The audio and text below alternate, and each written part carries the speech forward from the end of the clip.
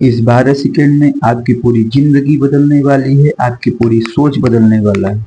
तो कृपया इस वीडियो को पूरा देखना। 12 मिनट का वीडियो है थोड़ा लंबा, लेकिन ये हमारे और आपके डेली का जो दिनचर्या होता है उससे लगा हुआ है। और हमारा और आपका पैसा कैसे ये प्राइवेट कंपनियां लेके जाती हैं और हमें और आपको पता भी नहीं चलता, उसके बारे में आज हम बात करने वाले हैं। राघव चड्ढा जी जो कि झारखंड में सांसद थे, अब उनको इस्तीफा देना पड़ गया क्योंकि वो हम आम आदमी के बारे में संसद में सवाल उठाना शुरू कर दिए थे। इसकी वजह से जियो, एयरटेल या वीआई, इन सब कंपनियों ने 2014 के बाद से हमें और आपको इतना लूटा है कि हम और आप अंदाजा तक भी नहीं लगा सकते। जो 2014 के पहले हमारा और आपका इनकमिंग बिल्कुल फ्री हुआ करता था, उसके लिए कोई रिचार्ज नहीं लगता था, लेकिन आज के डेट में इनकमिंग के लिए भी रिचार्ज कराना पड़ता है, वो भी 10, 20, 50 का नहीं, सीधा 150, 200, 250, 500, 300, 1000।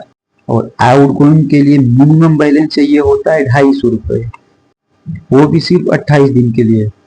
इन कंपनियों में आप काम करोगे तो पेमेंट आपको मिलेगा 30 दिन पे, लेकिन जब ये रिचार्ज कराने जाओगे तो सिर्फ और सिर्फ 28 दिन का मिलेगा।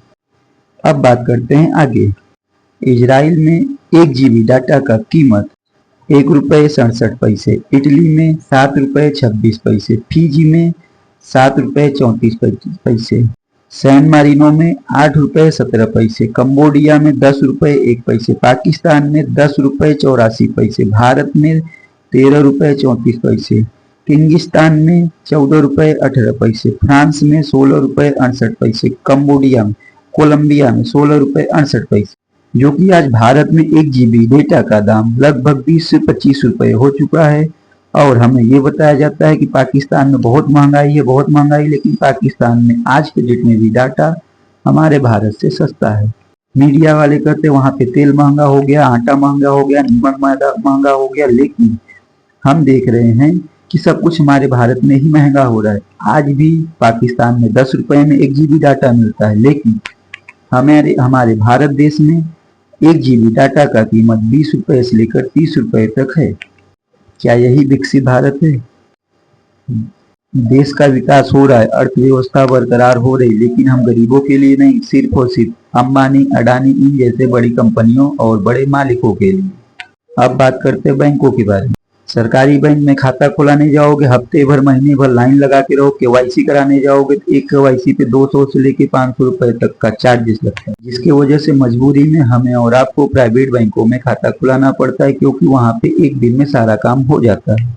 इसी का फायदा उठाते हैं ये प्राइवेट बैंक। ICICI बैंक हो तो 50,000 मिनिमम बैलेंस, HDFC हो तो 25,000 मिनिमम बैलेंस, और अदर बैंक है जो कि 10,000 से लेके 50,000 तक मिनिमम बैंक बैलेंस होना चाहिए। अब एक मजदूर जिसका एक दिन का दिहाड़ी 500 रुपए है, या एक एम्प्लॉय जिसका एक महीने का पूरा सैलरी 30,000 रुपए है, वो महीने का 50,000 रुपए बैंक मेंटेनेंस कहाँ से रखेगा? अगर नहीं रखोगे तो डेली का चार्जेस 500 रुपए। अब बात करते हैं minimum balance. ICICI 50,000, axis bank 12,000, HDFC bank 10,000, Kotak bank 10,000, IDFC first bank 10,000, बंधन bank 5,000, Punjab national bank 2,000, union bank 1,000, Canara bank 1,000, SBI bank 0। In private बैंकों में अगर आप इतना मेंटेनेंस नहीं करके चलते हो तो हर महीने आपके अकाउंट से लगभग 500 रुपए कट जाएंगे, और किसी किसी बैंक में तो 500 से लेके 2500 रुपए भी लगते हैं। अब आप बताइए, अगर आपकी सैलरी महीने का 20,000 या 15,000 रुपए है तो वो पैसा आप घर भेजोगे कि अपने बैंक का बैलेंस मेंटेन करने के लिए अपने बैंक में रखोगे? एक मजदूर अगर रोज का 600 रुपए कमा रहा है तो वो डेली का पैसा अपना खाने पीने में लगाएगा कि ये बैंक बैलेंस मेंटेन करने में रखेगा।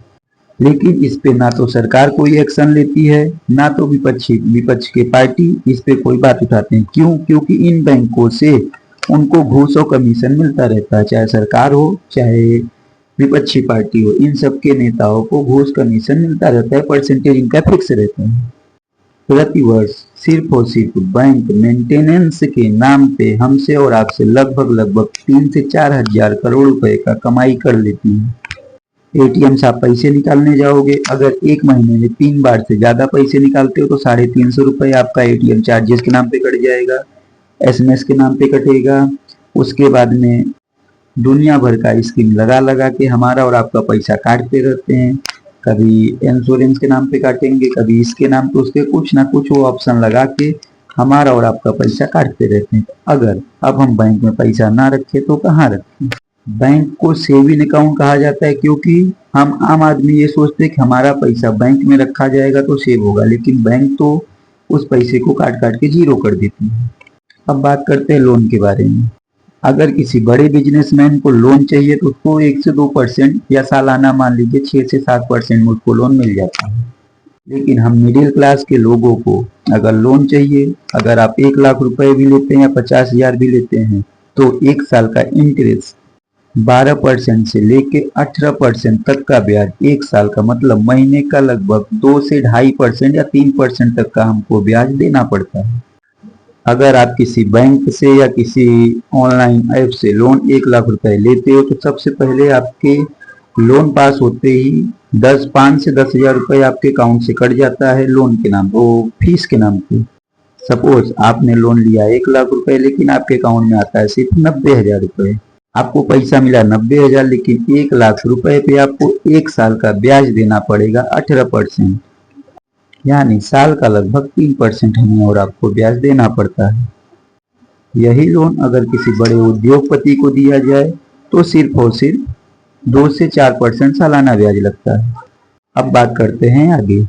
अगर आप इसी महीने में पेमेंट डाल रहे हो, किसी कारणवश सर्वर नहीं है या किसी कारणवश आपका पेमेंट फेल हो जाता है या आपके पास पैसे नहीं है, तो आप सोचो मैं ये महीने के ये तारीख को नहीं अगले तारीख को भर देता हूँ, तो बैंक आपके ऊपर पेनल्टी चार्जेस लगाता है। और पेनल्टी चार्जेस भी 10, 20, 50, 100 रुपए नहीं लगता। ये पेनल्टी चार्जेस 500 रुपए से लेके 1500 रुपए तक का होता है। ये पहला ईएमआई होगा। उसके बाद में अगर आप नहीं भर पाते हो तो हर दूसरे तीसरे दिन आपके ऊपर 100 रुपए 200 रुपए पेनल्टी चार्जेस डेली लगता रहेगा जब तक आप भरोगे नहीं। मतलब ईएमआई आपका 10,000 है, लेकिन एक महीने में पेनल्टी 10,000 जोड़ के आपको 20,000 रुपए भरना पड़ेगा। अब बात करते हैं एफडी के बारे में।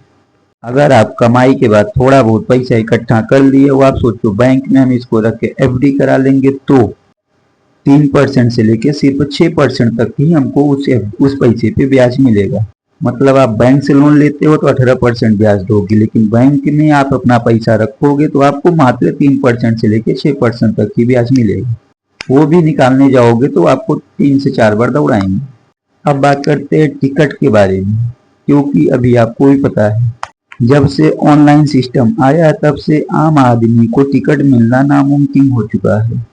टिकट के माध्यम से रेलवे लगभग 20,76,583 करोड़ हर साल कमाई करती है, लेकिन हम आम आदमी को टिकट मिलता ही नहीं है। क्योंकि पहले टिकट जब काउंटर से लिया जाता था तो जो दलाल होते थे एक दिन में एक प्लेटफॉर्म से मात्र 3 से 4 टिकट ही ब्लैक कर पाते थे, लेकिन आज की डेट में जब से ऑनलाइन हुआ है, वेबसाइट खुलते ही एक दलाल कम से कम एक साथ में 50 से 100 टिकट मार के बैठ जाता है।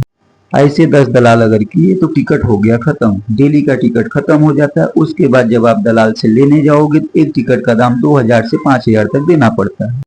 एक महीने पहले भी अगर आप टिकट निकालने जाते हो या 2 महीने पहले भी टिकट निकालने जाते हो तो ये ऐप जो है, ये ऐप हमें और आपको सुविधा क्या देती है। अगर आपको कंफर्म टिकट चाहिए तो आप 2 गुना ज्यादा पैसा दो, मतलब 600 के टिकट पे आपको लगभग 2,000 रुपए देना पड़ेगा तो आपको कंफर्म सीट मिलेगा, नहीं तो आपको वेटिंग मिलेगा। ऑनलाइन निकालने जाओ तो भी धांधली, दलाल से लेने जाओ तो 2 से 5,000 रुपए, उनको जो टिकट का दाम 600 रुपए, लेकिन हमें और आपको टिकट मिलता है 3,000 से 6,000 का। मैं स्वयं 2 महीने से परेशान हूँ, ना तो मुझे मार्च का टिकट मिला, अभी मैं अप्रैल का भी देख रहा हूँ, मुझे टिकट नहीं मिल रहा है। दलाल से बात किया तो दलाल कहता है 4,000 रुपए लगेगा। अब टिकट के बारे में देखिए, किसी भी तारीख का आप टिकट निकालने के लिए जाओगे, वेबसाइट खुलता है तभी भी आप तुरंत 10 बजे देखो, 11 बजे देखो, 9 बजे देखो, जब भी आप खोलोगे आपको यही मिलेगा, रिग्रेट, नो मोर बुकिंग। मतलब टिकट है ही नहीं। सरकार झूठे दावे करती है, हमने ये कर दिया, हमने वो कर दिया, हमने इतना ट्रेन चला दिया, हमने ये सुविधा कर दिया, हम बुलेट, अरे बुलेट राज ट्रेन बाद में चलाना, पहले जो हमारे देश में ट्रेन चल रही इसको तो सुविधा अच्छा दो। सपना दिखाओगे बुलेट ट्रेन का और पैसेंजर ट्रेन में हमको टिकट नहीं मिलता है।